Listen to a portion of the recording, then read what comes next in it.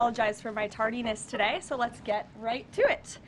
We'll begin today with some scheduling announcements for President Trump's upcoming trip to Asia. Tomorrow night at 11 p.m., the president will depart the White House to fly to Malaysia, where he will arrive on Sunday morning local time. It's a long flight. President Trump will participate in a bilateral meeting with the Prime Minister of Malaysia in the afternoon, and then he will attend the ASEAN Leaders Working Dinner that evening. On Monday morning local time, the president will fly to Tokyo. Tuesday morning local time, President Trump will participate in a bilateral meeting with the new Prime Minister of Japan. On Wednesday morning local time, the president will fly to Busan, where he will participate in a bilateral meeting with the President of the Republic of Korea, deliver keynote remarks at the APEC CEO luncheon, and then participate in a U.S. APEC Leaders Working Dinner. On Thursday morning local time, President Trump will participate in a bilateral meeting with President Xi of the People's Republic of China before departing to return home to Washington, D.C. On Thursday night, upon arrival in Washington, President Trump and First Lady Melania Trump will participate in Halloween at the White House, where they will welcome law enforcement, military, and foster families. And I know many of us look forward to that. In other news, we are now on day 23 of the Democrat government shutdown. Senate Democrats have voted 12 separate times now to keep the government closed. Innocent Americans are suffering every day as a result. More than 500,000 civilian federal employees will miss a full paycheck tomorrow. Thousands of small business loans are going unapproved each month. This means almost $4 billion in capital is being withheld from small businesses across the country. The Democrat shutdown is also causing severe impacts at airports across the country. In one single day this week, the FAA had to issue ground stops impacting flights at Houston's George Bush Intercontinental Airport and Hobby Airport. 13,000 air traffic controllers who ensure that we all fly safely are continuing to work without pay. This is egregious and truly sad. Some of them are reportedly being forced to turn to driving for Uber and taking on other second jobs to make ends meet as the Democrats continue to shut down the government. Pilots are calling on Democrats to end this dangerous political game. The president of the Southwest Airlines Pilot Association called for the clean continuing resolution to be passed, saying, quote, "Our air traffic controllers and the broader air traffic system are already operating under immense pressure. A government shutdown only compounds that stress and threatens the efficiency of our skies." The Airline Pilots Association International, which represents more than 80,000 pilots, is sounding the alarm as well. They said this shutdown is undermining our system's safety. Resources are stretched thin, negotiations are delayed, and strain grows daily. With the Thanksgiving holiday approaching, we are nearing the busiest travel period of the entire year, when millions of Americans will go to airports to spend time with their loved ones. Let us be very clear from the White House today. If the Democrats continue to keep the government closed, we fear there will be significant flight delays, disruptions, and cancellations in major airports across the country this holiday season. If Democrats continue to shut down the government, they will also be shutting down American air travel. The White House is in constant communication with the air traffic controllers, with the airline associations, and with them, we urge Democrats to please pass the continuing resolution so we can just end this madness and this chaos and reopen the government. These are very avoidable consequences. The unnecessary pain, unfortunately, does not end there. Funding for the Supplemental Nutrition Assistance Program known as SNAP, which provides food benefits to low-income families, is beginning to lapse this week in some states. If Democrats continue to hold Americans hostage, there will not be enough funds to provide SNAP benefits for more than 40 million Americans on November 1st. That is next week. Democrats are solely responsible for all of this unnecessary pain. Why are they doing it? To give taxpayer-funded health care benefits to illegal aliens, some of whom are violent criminals. During the 4 years of Joe Biden's administration, the Democrats forced Border Patrol to admit illegal aliens into our country with no legal status and minimal screening. A significant number of these individuals are the worst of the worst criminals: rapists, pedophiles, murderers, and even members of the terrorist watch list. Despite having no legal status, paroled aliens were able to file for work authorization, receive Social Security numbers, and access other benefits like Medicaid that are meant for Americans. Since I have found many in this room to repeatedly deny the reality that Democrats gave Medicaid benefits to illegals and they continue to seek to do just that, I've brought a few verified examples for you today. These are examples of some of the illegals who received Medicaid benefits under President Biden's leadership, and this is what Democrats are wanting to do. This is why they are continuing to keep the government closed. An illegal alien from Laos was arrested for murder, robbery, and felony possession of a firearm. An illegal alien from Guatemala who was arrested for rape and burglary. An illegal alien from El Salvador who was arrested for strangulation, DUI, and burglary. An illegal alien from Mexico who was arrested for attempted murder. The Democrats' open border policies allowed these threats into our country, and then they provided them with free health care. The president and Republicans, through the One Big Beautiful Bill, implemented a common sense reform to end this fraudulent scheme. But that's why the Democrats are continuing to shut down the federal government. They are trying to reverse this and restore taxpayer-funded health care for illegal aliens like these. Throughout this shutdown, Democrats have said this quiet part out loud. Senator Chuck Schumer, the leader of the caucus that is refusing to open the government, said, quote, "Every day gets better as the shutdown continues." Ask the air traffic controllers if every day is getting better, Senator Schumer, and they will tell you absolutely not. House Democrat Catherine Clark said, "There are going to be families that are going to suffer. We take that responsibility seriously, but this is one of the few leverage points that we have." Here is a House Democrat who is admitting that they are using Americans who are suffering as political leverage. And Senator Bernie Sanders said, "If you reopen the government, we lose our leverage." This is pure partisan games. A senior Democrat aide said the party will not end the shutdown, quote, "short of planes falling out of the sky." That is truly a disturbing statement. The Democrats clearly don't care about this suffering. They care about playing political games against President Trump, and this dangerous charade needs to end. The president and Republicans' position has been clear and unchanged. Pass a clean, nonpartisan funding bill to reopen the government. And then we can talk about all of the partisan issues that the Democrats wish to. If you're watching at home, we urge you to call your Democrat senators and tell them to put our country over their party and reopen the government today. Here in our new media seat, we have Brittany Gibson of Axios. Brittany, why don't you start us off for our Q&A today? Thank you for being here. Two questions, if I may, Caroline. First is, we understand that the president and Republicans will not negotiate on ACA extensions until the government reopens. If and when that happens, what does the president think should be, or what are his plans for preventing rising healthcare costs for Americans? It's a very good question, and I'll leave that to the president to negotiate that when Democrats vote to reopen the government. When it comes to lowering healthcare costs, the president is deeply committed to this. It's why he has spent so much time and effort negotiating with Big Pharma to lower the healthcare costs of prescription drugs. All of you have been in the Oval Office for multiple different announcements. We've had these most favored nations deals with these large pharmaceutical companies committing to lowering drug costs in this country. So it's something the president wants to do. And Brittany, one more point. I'll just point out the irony in Democrats holding the government and the American public hostage over a healthcare system that they created. The healthcare system was called Obamacare. Why? Because Democrats and President Obama implemented. And Republicans have always said it's a broken system, yes, but they caused it, and now they want to shut down the government to fix it. We need to open the government, and then we can have these very important conversations about health care. And the second, on H-1Bs and foreign students, during the campaign, President Trump said he wanted to make it easier for foreign students to work at U.S. companies, staple a green card to every diploma. But the changes from several agencies now on H-1Bs are adding more obstacles to that. The administration is being sued over those changes.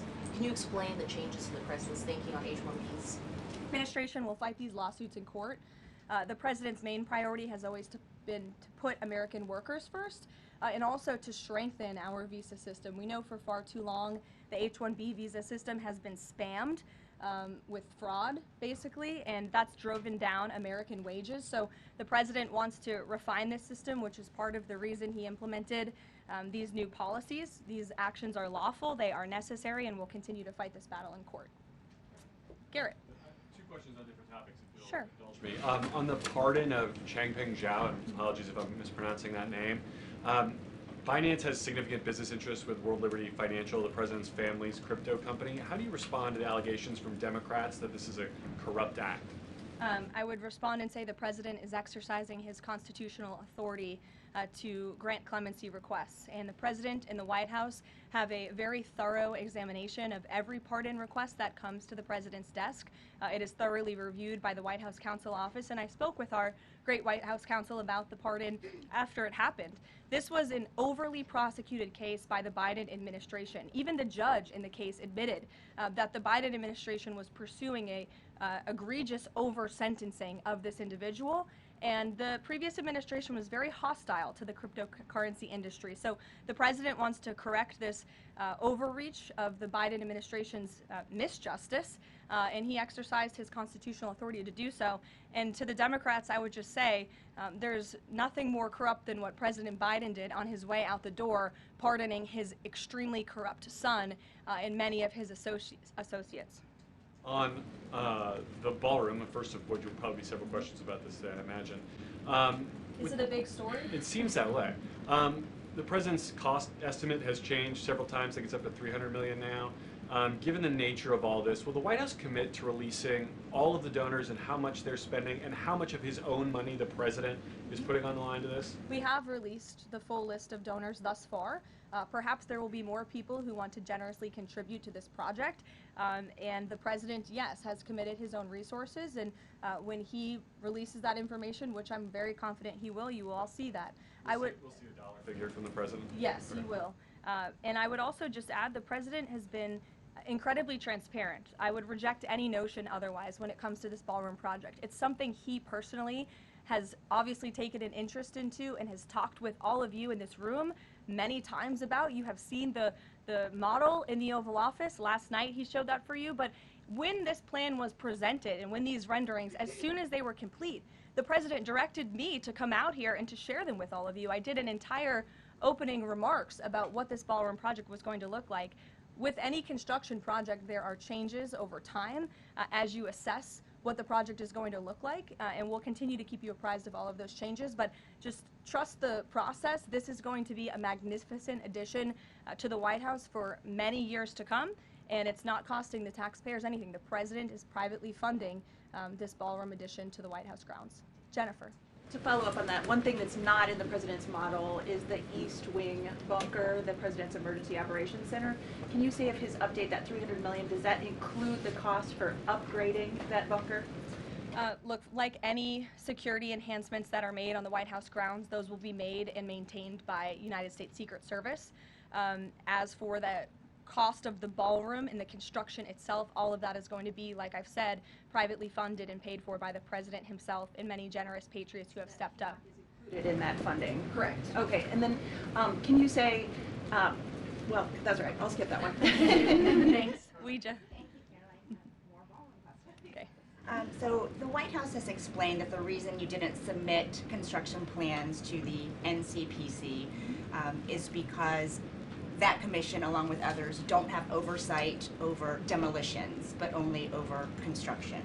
And so far, you haven't built anything. So can you help us understand, can the president tear down anything he wants without oversight? Can he demolish this building or, say, the Jefferson Memorial? So it's not the president who came up with that legal opinion himself. That's a legal opinion that's been held by the NCPC for many years. It's written, so we can get you that background and that research if you wish to include it in your reporting, because it is very important.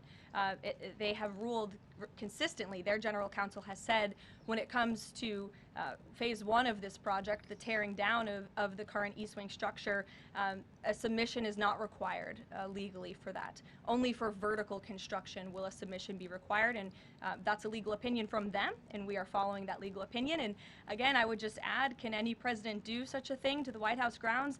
There have been many presidents in the past who have made their mark on this beautiful White House complex. This briefing room, as you all know, was not once a briefing room. It was a swimming pool. There have been presidents who have completely torn down the executive mansion. If you look at what President Truman did, some of the photos of the construction project that took place in those years, I think sitting here today, we're all grateful for those efforts and the modifications that happened at that time. And again, in due time, the East Wing is going to be more beautiful and modern than ever before. And in addition, there will be a big, beautiful ballroom that can hold big parties and state visits for generations to come. So it sounds like the answer is yes, he can tear down whatever he wants. And then secondly, that's not what we're saying. That's a legal opinion that's been held for many years. And interpreting it. No, it's something that presidents have done for years and years. In fact, I have some photos here. Thank you, Pat, to show you the construction that's taken place on the White House grounds. This is the construction of the West Wing in 1902.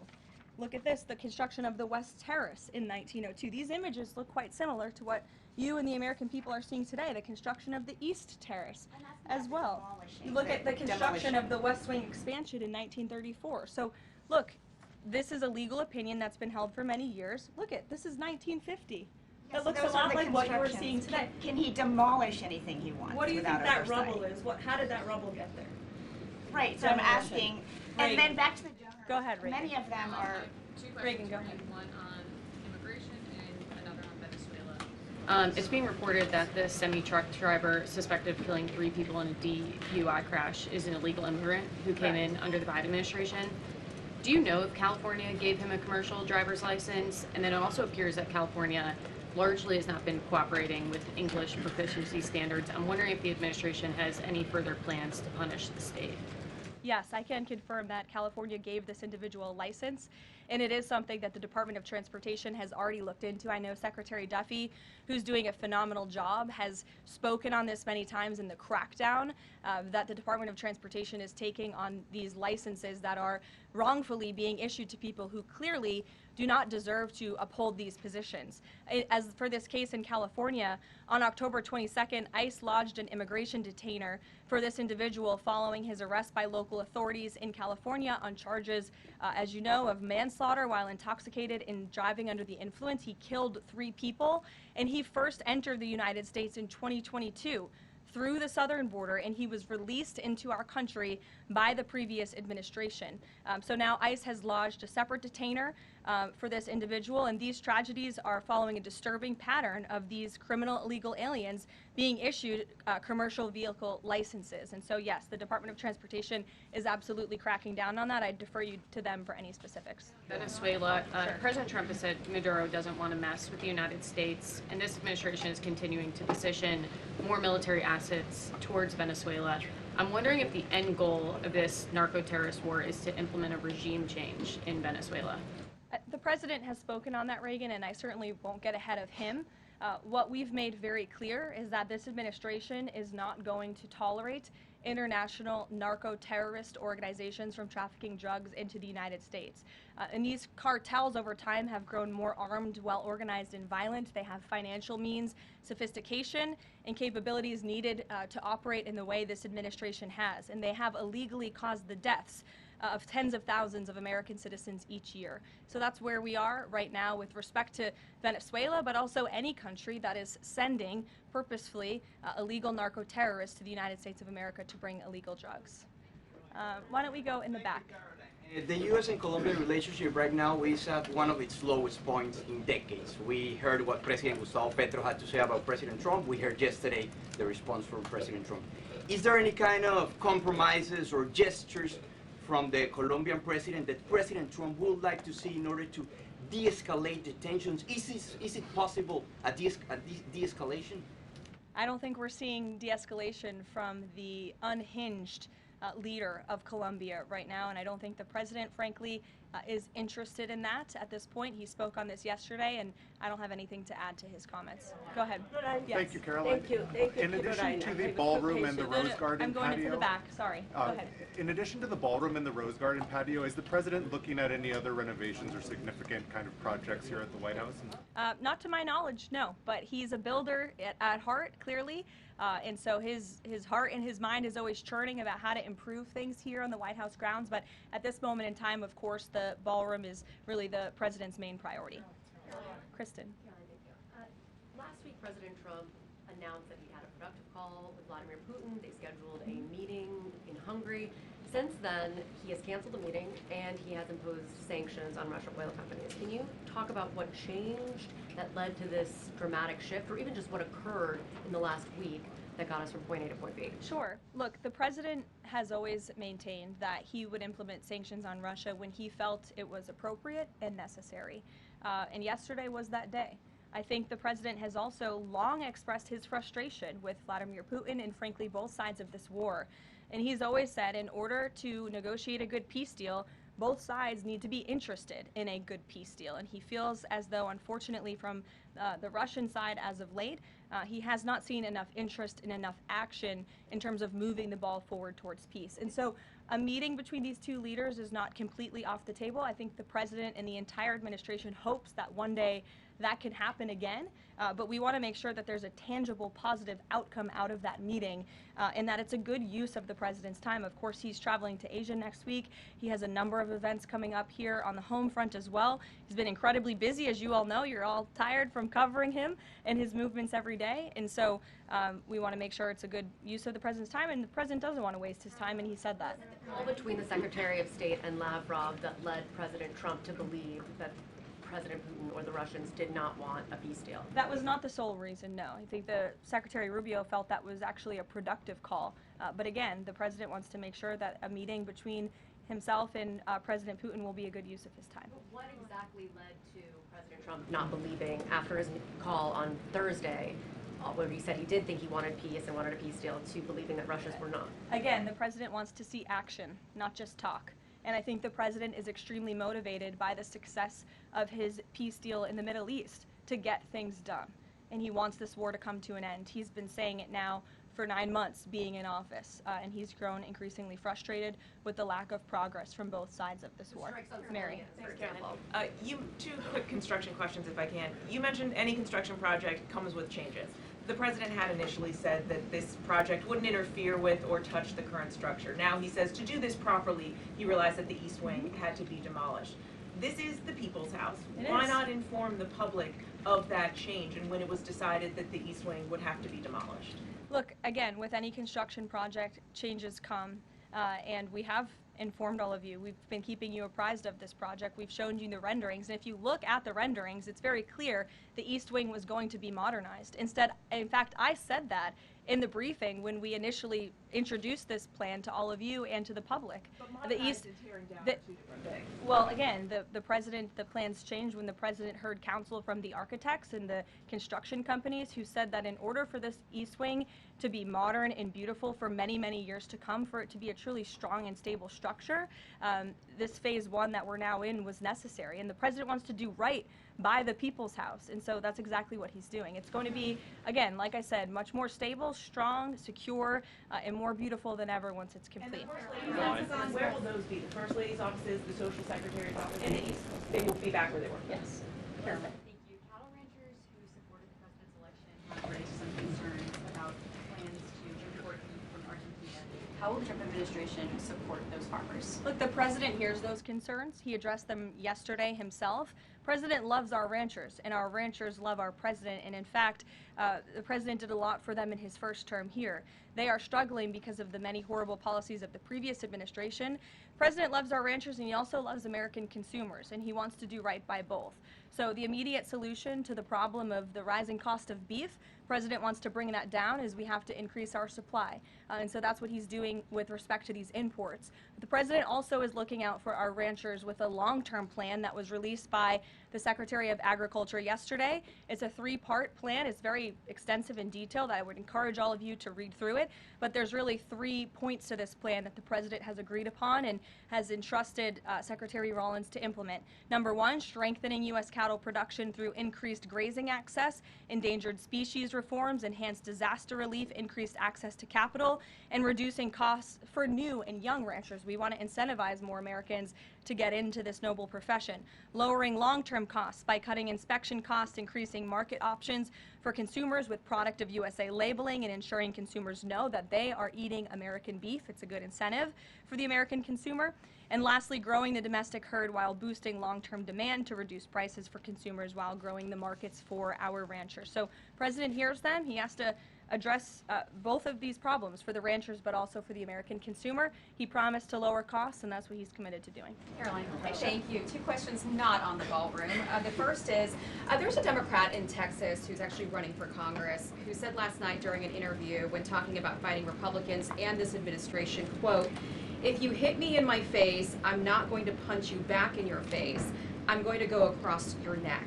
This has obviously really upset those folks over at Turning Point USA after the Charlie Kirk assassination. Just your response to that kind of rhetoric. Just very jarring rhetoric, and I think it's very unacceptable. I hope the people of Texas will do the right thing and reject this person's candidacy. It should have no place in American politics. And then just a quick second question on oversight Democrats that are saying that they're creating this master ICE tracker, basically tracking all ICE activity. We've seen the protests in New York just yesterday. Homeland Security is saying that this sounds like obstruction of justice.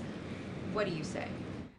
Again, this is actively putting the lives of our ICE agents at risk. We've seen media outlets, in fact, in this room, also write stories about ICE tracker apps that Democrats and other left-wing activists have created to track the location of ICE agents on the ground in our communities. Again, I've said this repeatedly and I will continue to say it. The men and women of ICE are outstanding people. I wish a Democrat on Capitol Hill would actually have the courage or the guts to stand up to their party and sit down with some of these men and women who are doing this incredibly difficult job of enforcing our federal immigration laws.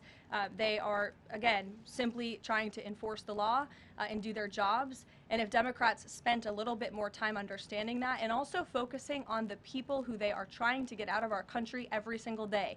As I spoke about earlier, 3 innocent people in California are dead because an illegal alien who Democrats let into this country was wrongfully issued a trucker's driving license and clearly was not fit for the job because he was driving intoxicated and killed 3 innocent people. Democrats should focus a little bit more on that. Stop trying to fight this president and this administration on every turn and restore law and order. That's all that we and these brave men and women of ICE are trying to do.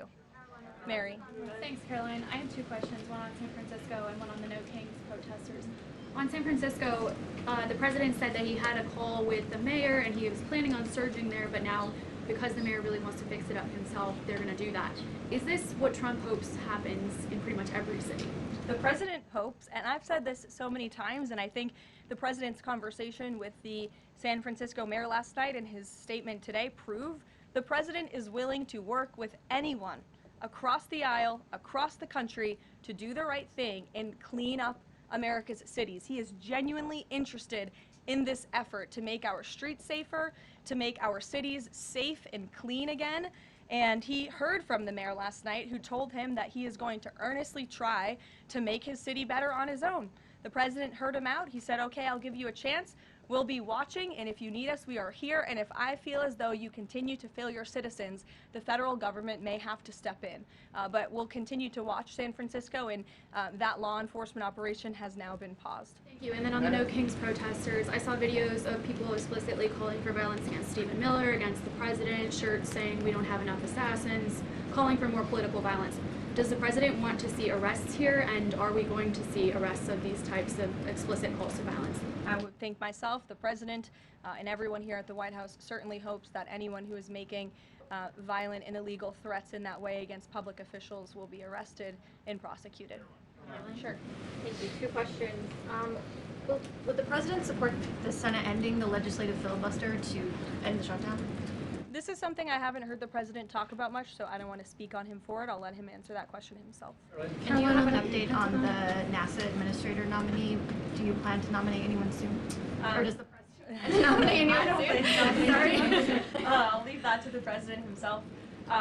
He'll make a decision in due time, and when he does, you will hear directly from him, as you always do. Back, we'll give our friends in the back a chance. Yes. As you mentioned at the top of the briefing, USDA has warned that it will run out of funds to pay full SNAP benefits next month if the shutdown continues. Senator Hawley is floating a bill that would ensure SNAP benefits are continued to pay during the shutdown. Would the president support such a move? And you also announced that the administration was using tariff revenue to keep WIC going during the shutdown. How long will that last? And is anything similar being considered for SNAP? Yes, the administration would absolutely support that legislation. We hope that it would come over the finish line, but the bill that will get everyone paid and put everyone back to work is the clean continuing resolution. That's what the president and Republicans want to see. Ed, go ahead, Ed. Thanks, Caroline. On the Russian sanctions again, how much pressure do you think this sanctioning these two Russian companies actually puts on President Putin? Because the last administration sanctioned two other oil companies. So how much economic pressure is this really? A lot. If you read the sanctions and look at them, they're pretty hefty. And I saw some international news out of China this morning that they're scaling back oil purchases from Russia. We know India has done the same at the request of the president. The president has also pushed European countries, our allies, to please stop their purchases of Russian oil as well. So it's full court press for sure, and we expect that these sanctions are going to do harm, as the Secretary of Treasury said yesterday. Could there be more? Is this just the first step, or could there be more sanctions? I'll leave that to the president to decide. Sure. Or heard the NBA gambling, involved in the gambling issue there. Does the president gamble? What does he think about that? You know, I'm not sure. I don't think he does. I've been with him quite some time, and I have not seen him gamble before. I don't think he's a big gambler, but you can ask him yourself the next time you have a chance to, Ed. Go ahead. Thank you, Caroline. I've got two Hi, quick Jake, questions. and then we'll go to you. Thank you. Okay. You're welcome. Two quick questions. Back to the ballroom. It is a very spectacular ballroom, according Thank to the you. renderings. And if it's half as nice as the one at Mar-a-Lago, then future presidents are really going to appreciate it. They will. Thank you, Jake. First of all, is there like an official name? Like, are we calling it the Trump Ballroom, or does the president have a vision for what the name for the ballroom is going to be? There will be an official name. I will let the president announce that once he firmly decides on it. Question is, looking at these renderings, and it kind of got me thinking, he's likely going to go down as the greatest builder of this era, and you've been in on a lot of those meetings with him. Has, to your knowledge, has the subject of rebuilding the Holy Temple in Jerusalem come up? It has not. No. It has not. I don't. I'm sorry, Jake. Go ahead. Caroline, on the CC pardon, could this clear the way for finance to resume U.S. operations? I won't get ahead of that. That's something for Treasury or the Departments of Commerce to comment on, so you're welcome to ask them. And then one follow-up question. Any more details on the president's Walter Reed visit? The readout from his doctor mentioned advanced imaging. What procedure was he referring to? Advanced imaging is something that presidents receive and people receive when they go to the doctor, and so we provide a detailed readout of that physical, and I would encourage you back to that. Presidents and I don't know the exact imaging that took place, but as the physician's note said, the president is in incredibly good shape, and I think that's evidenced here every single day. Danny. Thanks, Caroline. Back to the ballroom, I'm afraid. I just wanted to ask, because in July the White House said that it would cost $200 million. Yesterday the president said $300 million.